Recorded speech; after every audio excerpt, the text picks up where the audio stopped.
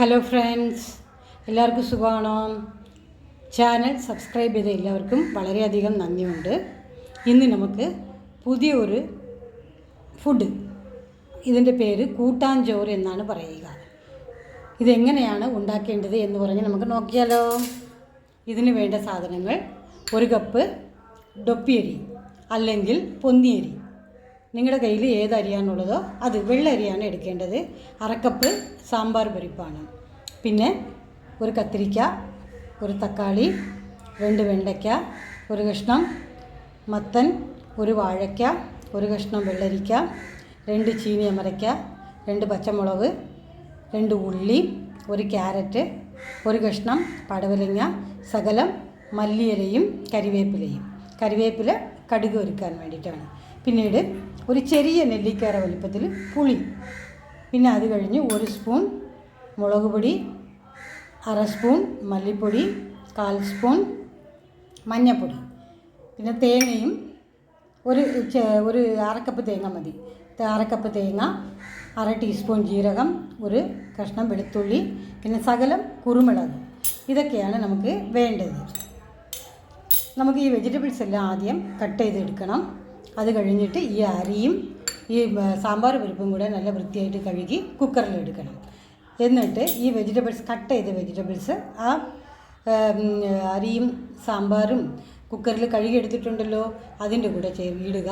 എന്നിട്ട് 3 ഗ്ലാസ് വെള്ളമാണ് ചേർക്കേണ്ടത്. നമ്മൾ 1 കപ്പ് അരി എടുത്തിട്ടുള്ളതുകൊണ്ട് 3 ഗ്ലാസ് വെള്ളമാണ് ചേർക്കേണ്ടത്. ഈ പുളിവെള്ളവും കൂടെ ചേർത്താണ് 3 ഗ്ലാസ്. അത് കഴിഞ്ഞിട്ട് ഈ തേങ്ങയും ജീരകവും വെളുത്തുള്ളി ഇതും കൂടെ അരച്ച് ആ പേസ്റ്റ് കൂടെ അതിൻ്റെ കൂടെ ചേർക്കണം. ഈ കുരുമുളകും ഈ മല്ലിപ്പൊടി, മുളക് പൊടി, മഞ്ഞൾപ്പൊടി, ആവശ്യത്തിനുള്ള ഉപ്പ്, ഇതെല്ലാം കൂടെ ചേർത്ത് അടുപ്പത്ത് വെച്ച് നമ്മൾ വേവിക്കണം. വെജിറ്റബിൾസ് എല്ലാം കട്ട് ചെയ്തെടുത്തിട്ടുണ്ട്. ഇതെല്ലാം കൂടെ നമ്മൾ അരിയും അതുപോലെ സാമ്പാർ പരിപ്പും കഴുകി കുക്കറിൽ വെച്ച് 3 ഗ്ലാസ് വെള്ളവും ചേർത്ത് ഈ വെജിറ്റബിൾസ് എല്ലാം അതിൻ്റെ കൂടെ ചേർക്കണം. അതുപോലെ ഈ തേങ്ങ ഒന്ന് മിക്സിയിൽ ചതച്ചെടുത്തതും കൂടെ അതിൻ്റെ കൂടെ ചേർക്കുക. കുരുമുളക് ചേർക്കണം. ഈ മുളക് പൊടി, മഞ്ഞൾപ്പൊടി, മല്ലിപ്പൊടിയും ചേർത്ത് ആവശ്യത്തിനുള്ള ഉപ്പ്, ഞാൻ 1 സ്പൂൺ ഉപ്പാണ് ചേർക്കുന്നത്. നിങ്ങൾക്ക് എത്രയാണോ ഉപ്പ് വേണ്ടത് അത് അത്രയും കൂടെ ചേർത്ത് കുക്കർ അടപ്പ് വെച്ച് അടച്ച് 3 വിസിൽ വരുന്നത് വരെ നമ്മൾ അതിനെ കുക്ക് ചെയ്യണം. ചോറ് നന്നായിട്ട് വെന്ത് കണ്ടോ. ഇനി ഇതിനെ നമ്മൾ എന്ത് ചെയ്യണം, നന്നായിട്ട് ഇളക്കണം. എന്നിട്ട് കടുക് വറുക്കണം. നമ്മൾ സാമ്പാറിന് കടുക് വറുക്കൂലേ, അതുപോലെയാണ് കടുക് വറുക്കേണ്ടത്. ചീനിച്ചട്ടിയിൽ 2 സ്പൂൺ എണ്ണ ഒഴിക്കുക. കടുക് പൊട്ടിക്കുക. കടുക് പൊട്ടിച്ചതിന് ശേഷം 1/4 ടീസ്പൂൺ ഉലുവ ചേർക്കണം. 1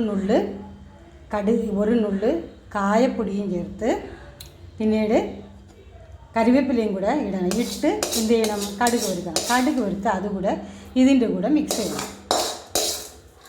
ഇതിൻ്റെ കൂടെ മിക്സ് ചെയ്ത് നന്നായിട്ട് നമ്മൾ ഇതിനെ എന്ത് ചെയ്യണം, ഈ ചോറിനെ നമ്മൾ നന്നായിട്ട് ഇളക്കി അങ്ങ് എടുക്കണം. കണ്ടോ, നല്ല കളർഫുള്ളായിട്ടുള്ള റൈസാണ്. നന്നായിട്ട് എടുക്കുക.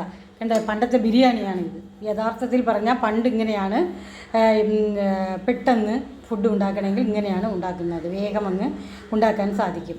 വെജിറ്റബിൾസ് എല്ലാം കട്ട് ചെയ്യുക. അരിയും പരിപ്പും അതുപോലെ തന്നെ ആവശ്യത്തിനുള്ള മസാലക്കൂട്ടുകളൊക്കെ ഇട്ട് ഉപ്പും ഇട്ട് കടുകും വറുത്ത് പണ്ടുള്ളവർ ഇങ്ങനെയാണ് ബിരിയാണി പോലെ ഉണ്ടാക്കിയിരുന്നത് കേട്ടോ. ഇത് വളരെ ടേസ്റ്റാണ്. കണ്ടോ, നന്നായിട്ട് ഇളക്കി യോജിപ്പിച്ചിട്ടുണ്ട്. ഇതാ നമ്മുടെ കൂട്ടാഞ്ചോറ് റെഡി. നമുക്ക് കഴിക്കാം. അതിൻ്റെ കൂടെ പപ്പടവും, ഇത് എള്ള് ചമ്മന്തിയാണ്. തൈര്, ഇത് നമുക്ക് സാലഡായിട്ട് തൈര് ഉണ്ടാക്കി കഴിക്കുകയും ചെയ്യാം, വെറുതെ കഴിക്കുകയും ചെയ്യാം. എല്ലാവർക്കും ഇഷ്ടപ്പെട്ടോ? എല്ലാവരും ഇതുപോലെ ഉണ്ടാക്കണം കേട്ടോ. ഉണ്ടാക്കിയിട്ട് ടേസ്റ്റ് എങ്ങനെ ഉണ്ടെന്ന് പറഞ്ഞിട്ട് കമൻറ്റ് ചെയ്യണം. Okay, bye, see you, thanks for watching.